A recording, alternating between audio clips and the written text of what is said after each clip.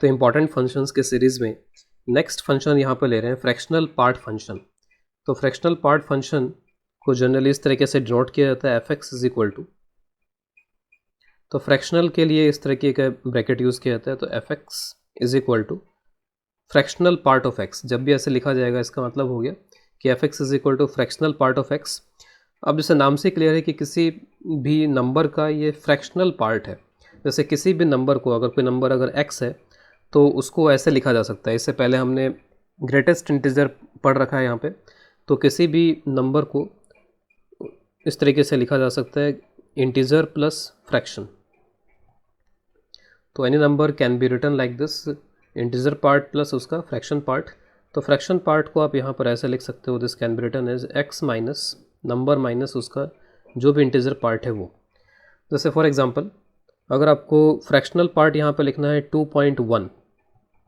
2.1 का fractional part, तो 2.1 का फ्रैक्शनल पार्ट यहाँ पे क्या हो जाएगा, आप इसे पुट करो तो x हमने कितना ले रखा है 2.1, और इसका जो ग्रेटेस्ट इंटीजर जो है इसका वो कितना है 2, तो इसका फ्रैक्शनल पार्ट यहाँ पे हो जाएगा 0.1 के बराबर। नंबर लाइन पे भी आप इसको इस तरह से ड्रॉ करके समझ सकते हो कि दिस इज़ 2.1, इसके अगल बगल यहाँ पर ये 2, 3 इस तरह से इंटीजर्स हैं। तो 2.1, तो 2.1 और यहाँ पर ये 2, तो इसका जो इंटीजर पार्ट है वो 2 है, और 2 के बाद इनके बीच में ये जो गैप है वो गैप ही एक तरीके से इसका फ्रैक्शनल पार्ट है। तो 2.1 का ग्रेटेस्ट इंटीजर 2 और इनके बीच में जो गैप वो गैप 0.1, और यही गैप यहाँ पे फ्रैक्शनल पार्ट यहाँ पे आ रहा है कैलकुलेट करके। अगर एक नेगेटिव नंबर लिया जाए, जैसे मान लीजिए -2.1 अगर मैंने ले लिया, तो -2.1 का अब यहाँ पे जो फ्रैक्शनल पार्ट है वो कितना हो जाएगा, तो अगेन इसको यहाँ पर रखते हैं। तो x हमने कितना ले रखा है -2.1, और -2.1 का जो ग्रेटेस्ट इंटीजर होता है वो कितना होता है, तो लास्ट लेक्चर में हमने देख रखा है इसको।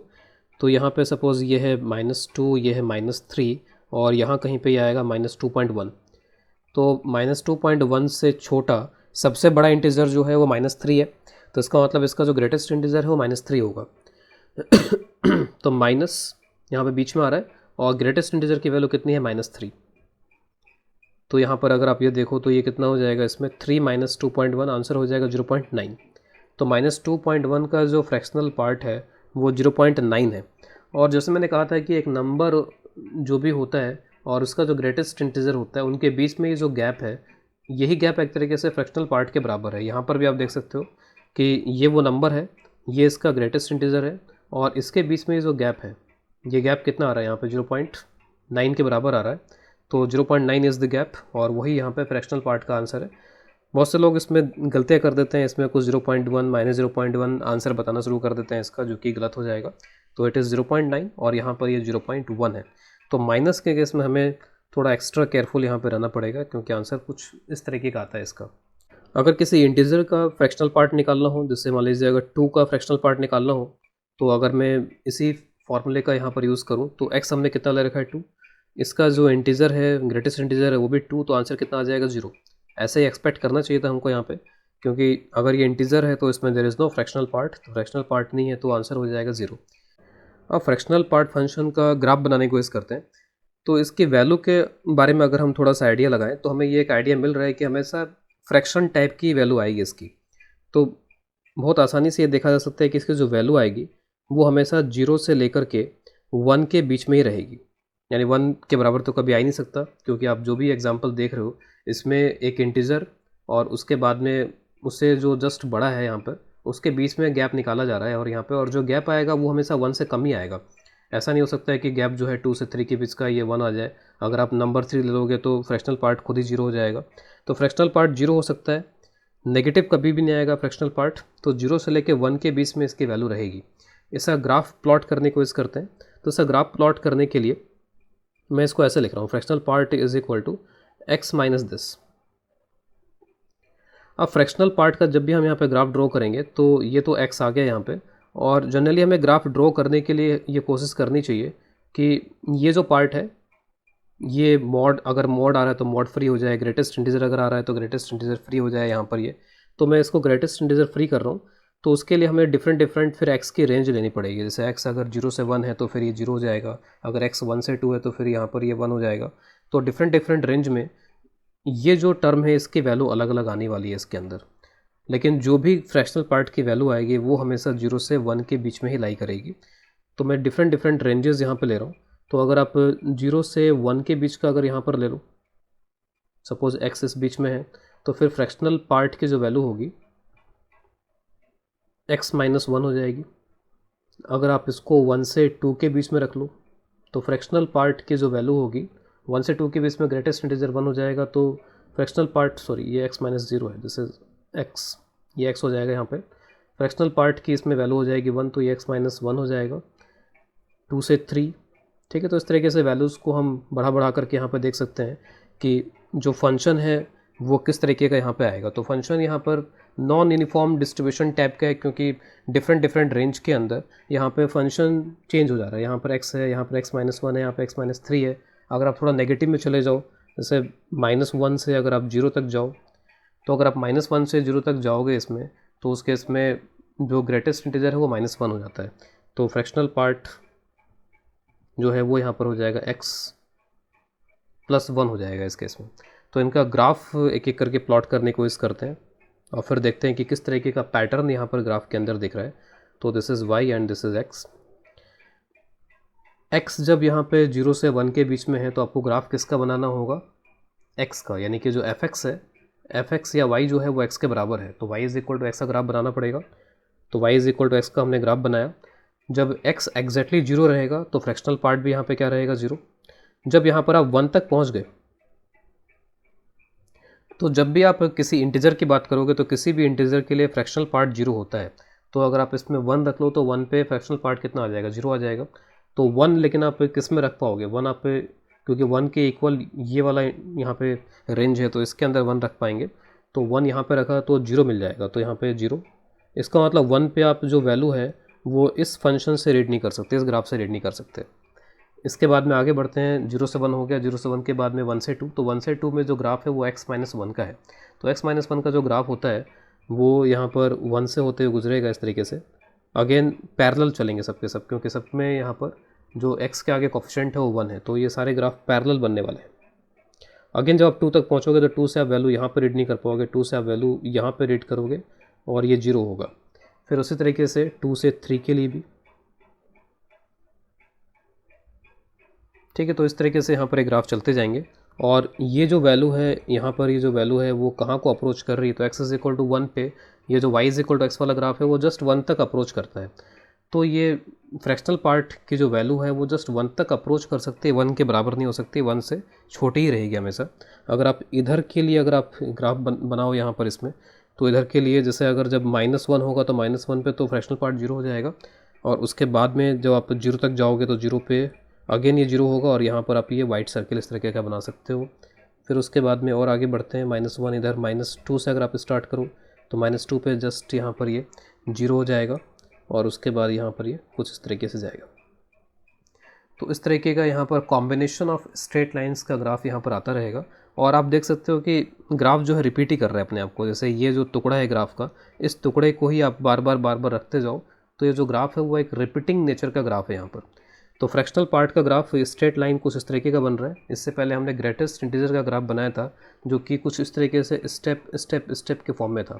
तो वो स्टेप के फॉर्म में था, वो एक पर्टिकुलर इंटरवल में कांस्टेंट टाइप का था। ये कांस्टेंट टाइप का नहीं है, क्योंकि अगर आप 0 लेते हो तो 0 आ जाएगा, 0.1 लोगे तो उसमें फ्रैक्शनल पार्ट 0.1 होगा, 0.2 लोगे तो फ्रैक्शनल पार्ट 0.2 होगा। तो डिफरेंट वैल्यूज़ पे जो फ्रैक्शनल पार्ट है वो अलग अलग है। लेकिन 0.1 लेने पे भी इंटीजर 0 ही आएगा, ग्रेटेस्ट इंटीजर 0.2 लेने पे भी ग्रेटेस्ट इंटीजर 0 ही आएगा। तो इस तरीके से कुछ इंटरवल में यहाँ पर उस इंटरवल में कांस्टेंट रहते हुए फिर अगले इंटरवल में फिर कांस्टेंट, फिर अगले इंटरवल में फिर कांस्टेंट, कुछ इस तरह ग्राफ ग्रेटेस्ट इंटीजर के लिए और इसके लिए इस तरीके के स्ट्रेट लाइंस का कॉम्बिनेशन है। इसके बाद कुछ प्रॉपर्टीज़ यहाँ पे देखने वाले हैं फ्रैक्शनल पार्ट फंक्शन में। तो एक प्रॉपर्टी तो ये हो जाएगी कि फ्रैक्शनल पार्ट की जो वैल्यू है वो 0 से 1 के बीच में ही हमेशा लाई करेगी, हमेशा पॉजिटिव होगी, 0 से 1 के बीच में होगी। इसके बाद नेक्स्ट प्रॉपर्टी, अगर x में कुछ इंटीजर जोड़ दिया जाए फिर उसका फ्रैक्शनल पार्ट अगर लिया जाए तब भी यहाँ पर ये इसके बराबर ही आएगा। तो fractional part of x + n where n is integer, n जो है वो इंटीजर को यहाँ पे बिलोंग करता है। तो x में अगर मैं कुछ इंटीजर जोड़ दूँ फिर इसका फ्रैक्शनल पार्ट अगर मैं लूँ तब भी वो जो x का ओरिजिनल फ्रैक्शनल पार्ट था उसके बराबर ही आएगा। जैसे फॉर एग्जांपल मैं 2.1 का अगर फ्रैक्शनल पार्ट लूँ तो यही 0.1 आएगा। इसमें अगर 3 जोड़ दूँ 5.1 कर दूँ इसको तब भी यहाँ पर ये 0.1 ही आएगा यहाँ पर इसमें। इसके बाद नेक्स्ट आगे नंबर 3, fractional part of x plus fractional part of minus x, this is equal to, तो x का फ्रैक्शनल पार्ट और उसके नेगेटिव का फ्रैक्शनल पार्ट। तो अगर मान लीजिए अगर आप इसमें दो केसेस अगर बना लें कि x अगर इंटीजर है, जैसे मान लीजिए 2 है, तो अगर x इंटीजर है 2 है तो इसका फ्रैक्शनल पार्ट कितना हो जाएगा 0, -2 है इसका फ्रैक्शनल पार्ट कितना हो जाएगा ये भी 0। तो अगर यहाँ पर ये इंटीजर है तो सिंपली इंडिविजुअली ये 0 हो जाएगा, इंडिविजुअली ये भी 0 हो जाएगा, तो टोटल मिला के भी 0 हो जाएगा। लेकिन अगर इंटीजर नहीं है, हमने पहले भी एग्जांपल ले रखा है 2.1, तो 2.1 में 0.1 होता है और अगर -2.1 कर दिया जाए तो 0.9 हो जाता है फिर ये, और इन दोनों को अगर ऐड किया जाए तो ऐड करके ये फिर 1 के बराबर यहाँ पे इसमें आ जाएगा इसमें। तो यहाँ पर ये 0 और यहाँ पर ये 1, 0 तब होगा जब n इंटीजर होगा और 1 तब होगा जब n इंटीजर नहीं होगा। इसके बाद नेक्स्ट प्रॉपर्टी में लिख रहा हूँ नंबर 4। तो नेक्स्ट जो है कोई खास प्रॉपर्टी नहीं है, जस्ट एक ऑब्जर्वेशन ही है। जैसे मान लीजिए कि आप फ्रैक्शनल पार्ट ले रहे हो इसका, ये जो बॉक्स है या जो ब्रैकेट है वो डिनोट करता है ग्रेटेस्ट इंटीजर फंक्शन को, और ये जो ब्रेसेस हैं ये रिप्रेजेंट करते हैं यहाँ पर इसमें फ्रैक्शनल पार्ट फंक्शन को। तो फ्रैक्शनल पार्ट आप ले रहे हो यहाँ पर और फ्रैक्शन पार्ट आप किसका ले रहे हो, तो ये जो क्वांटिटी है दिस क्वांटिटी इज़ इंटीजर। तो किसी इंटीजर का फ्रैक्शनल पार्ट अगर आप लोगे तो डेफिनेटली ये 0 के बराबर ही आएगा। तो fractional part of an integer is always equal to 0। ठीक है, तो ये जस्ट एक ऑब्जर्वेशन है। इसके बाद नेक्स्ट प्रॉपर्टी आगे लिख रहा हूँ मैं यहाँ पर। Suppose fractional part of x और उस पर एक और फ्रैक्शनल पार्ट कर दिया इसका, तो इसका जो आंसर है वो भी फ्रैक्शनल पार्ट ऑफ x के बराबर ही आएगा। जैसे फॉर एग्जांपल आप x को 5.1 ले लो, तो 5.1 का फ्रैक्शनल पार्ट और उसके बाद में फिर उसके ऊपर एक और फ्रैक्शनल पार्ट, तो 5.1 का जो फ्रैक्शनल पार्ट होगा वो यहाँ पे क्या हो जाएगा 0.1। अब 0.1 के आगे आप कितने फ्रैक्शनल पार्ट लगाते जाओ हमेशा जो इसका आंसर आएगा वो 0.1 ही आएगा। तो इवन इसके बाद में 2 3 4 5 कितने भी ये ब्रेसेस लगा दिए जाएँ, आंसर हमेशा इसके बराबर ही रहेगा। तो कितने भी इस तरीके के ब्रेसेस हो, answer is always equal to fractional part of x। तो फ्रैक्शनल पार्ट और ग्रेटेस्ट इंटीजर से रिलेटेड एक प्रॉब्लम ले रहे हैं आगे इसमें। तो इसमें एक इक्वेशन दी गई है 4 times fractional part of x is equal to x plus greatest integer x। इसको हमें x के लिए सॉल्व करना है यहाँ पर। तो सॉल्व कैसे कर पाएंगे देख लेते हैं इसको। तो इसको आप आगे ऐसे लिख सकते हो 4 times greatest fractional part of x, और x जो है उसको आप कॉम्बिनेशन लिख सकते हो, combination of greatest integer plus fractional part. थोड़ा इसको और सही कर लेते हैं, तो इसको अगर आप इधर ले आओ तो ये हो जाएगा 3 times greatest fractional part of x, this is twice. इसके बाद में fractional part of x this is equal to 2/3। तो मैंने फ्रैक्शनल पार्ट को ग्रेटेस्ट इंटीजर के टर्म्स में कैलकुलेट कर लिया है। अब जैसे हमें फ्रैक्शनल पार्ट के बारे में पता होता है कि इसकी जो वैल्यू होती है वो 0 से 1 के बीच में ही हो सकती है और 1 भी नहीं हो सकती इसकी वैल्यू। ठीक है, एग्जैक्टली 1 के बराबर भी नहीं हो सकती है। तो जो और यहाँ पर आ रहा है ग्रेटेस्ट इंटीजर, यानी कि ये हमेशा इंटीजर होगा। तो क्या ये सारी इंटीग्रल वैल्यू ले पाएगा यहाँ पर? ये ऑब्वियस है कि नेगेटिव तो बिल्कुल नहीं ले पाएगा क्योंकि ये नेगेटिव होता नहीं है। तो ग्रेटेस्ट इंटीजर x अगर मान लीजिए 0 हो जाता है, ये ओवरऑल अगर 0 हो जाता है, ग्रेटेस्ट इंटीजर की वैल्यू अगर 0 हो जाती है तो फ्रैक्शनल पार्ट x की वैल्यू 0 हो जाएगी, कोई प्रॉब्लम नहीं होगी इसको। अगर यहाँ पर ये जो ग्रेटेस्ट इंटीजर x है वो ग्रेटेस्ट इंटीजर x यहाँ पर अगर मान लीजिए ये 1 के बराबर हो जाता है, तो ग्रेटेस्ट इंटीजर x अगर 1 के बराबर हो जाता है तो उस केस में यहाँ पर ये 2/3 इंटू 1, तो फ्रैक्शनल पार्ट भी यहाँ पे क्या हो जाएगा 1 के, फ्रैक्शनल पार्ट 2/3 के बराबर हो जाएगा। तो अभी भी 1 के अंदर ही है। लेकिन उसके बाद जब आप आगे बढ़ोगे तो ग्रेटेस्ट इंटीजर की वैल्यू अगर मान लीजिए 2 हो जाती है, तो 2 इंटू 2 4/3, तो इसका मतलब है कि ये 4/3 तो नहीं हो सकता। तो यहाँ से आप ये कंक्लूड कर सकते हो इस इक्वेशन को देख करके कि इसकी 2 ही वैल्यू हो सकती हैं ग्रेटेस्ट इंटीजर की, या तो ग्रेटेस्ट इंटीजर की वैल्यू 0 होगी या फिर ग्रेटेस्ट इंटीजर की वैल्यू 1 होगी। ठीक है, 2 ही वैल्यू हो सकती हैं। हमें x के लिए सॉल्व करना है और इन 2 वैल्यूज़ के लिए जो आपका फ्रैक्शनल पार्ट है, इस फ्रैक्शनल पार्ट की क्या वैल्यू हो सकती है? तो ग्रेटेस्ट इंटीजर x अगर 0 होगा तो फ्रैक्शनल पार्ट भी यहाँ पे क्या हो जाएगा 0, और जब ग्रेटेस्ट इंटीजर x 1 होगा यहाँ पे तो फ्रैक्शनल पार्ट कितना हो जाएगा 2/3। तो हमें दो पॉसिबल ग्रेटेस्ट इंटीजर और फ्रैक्शनल पार्ट की वैल्यूज़ मिल चुकी हैं कॉरस्पॉन्डिंग, तो उससे आप x की वैल्यू निकाल सकते हो। तो एक बार अगर आप इन दोनों को ऐड कर दो, क्योंकि x आता किससे है, greatest integer plus fractional part, तो अगर आप इन दोनों को ऐड कर दो तो उससे x की वैल्यू एक आ जाएगी 0, और उसके बाद में आप इन दोनों को अगर ऐड कर दो तो उससे x की वैल्यू आ जाएगी 1 + 2/3 दैट इज़ 5/3। तो एक वैल्यू हो जाएगी यहाँ पर इसमें 5/3। 0 तो हम वैसे भी देख के बोल सकते थे इस इक्वेशन को कि अगर इसमें 0 रख दो तो फ्रैक्शनल पार्ट ऑफ 0 इज़ 0, ये भी 0 और ये भी 0, तो हर जगह यहाँ पे 0 हो जाएगा। तो 0 तो एक ट्रिवियल टाइप का सॉल्यूशन हो जाएगा इसके अंदर, जो कि जस्ट दिख ही रहा है डायरेक्टली इसमें। एक सॉल्यूशन यहाँ पर ही हो गया 5/3। तो x की दो वैल्यूज़ यहाँ पर एग्जिस्ट कर रही हैं, 0 एंड 5/3। इसके बाद नेक्स्ट फंक्शन आगे ले रहे हैं, लिस्ट इंटीजर फंक्शन, जिसको सीलिंग फंक्शन भी बोला जाता है। तो ये जैसे हमने ग्रेटेस्ट इंटीजर डिफाइन किया था, कुछ उसका उल्टा टाइप का, अपोजिट टाइप का यहाँ पर है। तो इसको कुछ इस तरीके से रिप्रेजेंट किया जाता है, fx इज इक्वल टू, तो इसमें जो ब्रैकेट है वो कुछ इस तरीके के यूज़ किए जाते हैं। तो fx is equal to x जब इस तरीके से लिखते हैं तो इसका मतलब होता है लिस्ट इंटीजर फंक्शन। और कैसे इसको डिफाइन किया जाता है, तो this is list integer greater than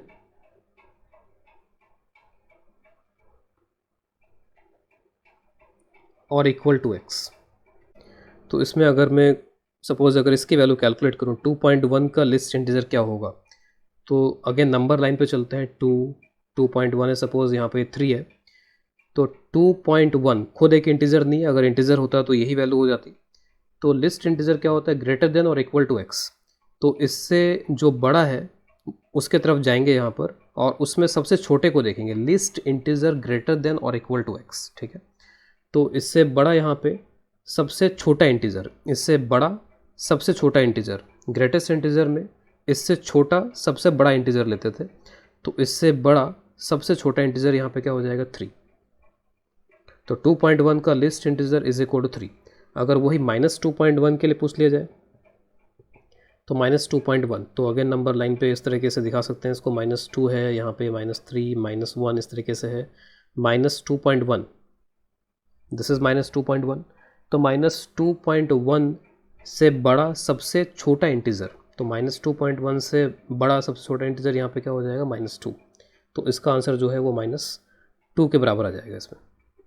अगर इसका ग्राफ प्लॉट किया जाए इसमें, तो ग्राफ प्लॉट कर सकते हैं इसमें। सपोज ये y और x एक्सिस हो गए ग्राफ प्लॉट करने के लिए। अगेन आपको step by step different intervals में इसको देखना पड़ेगा। सपोज़ अगर मैं 0 से 1 की बात कर रहा हूँ, ये 0 और सपोज़ यहाँ पर ये 1, तो एग्जैक्ट 0 पे तो 0 ही हो जाएगा। और 0 से 1 की अगर मैं यहाँ पे बात करता हूँ इसमें आगे, तो 0 से 1 में जैसे मान लीजिए अगर आपने 0.1 यहाँ पे ले लिया, तो इससे बड़ा जो इंटीजर है वो यहाँ पर कितना हो जाएगा, 1 के बराबर हो जाएगा फिर। तो 0 पे तो एग्जैक्ट 0 आ जाएगा, उसके बाद में फिर जो ग्राफ है वो कुछ इस तरीके से मूव करेगा। 1 पे एग्जैक्टली यहाँ पर ये 1 हो जाएगा फिर उसके बाद में 1 से 2 के बीच में अगर आप आते हो तो 1.1 वगैरह हुआ, तो 1.1 पे ये वैल्यू कितनी हो जाएगी इसकी, फिर 2 हो जाएगी। तो इसके बाद आगे बढ़ेंगे यहाँ पे, तो फिर जो वैल्यू है वो 2 के बराबर आएगी।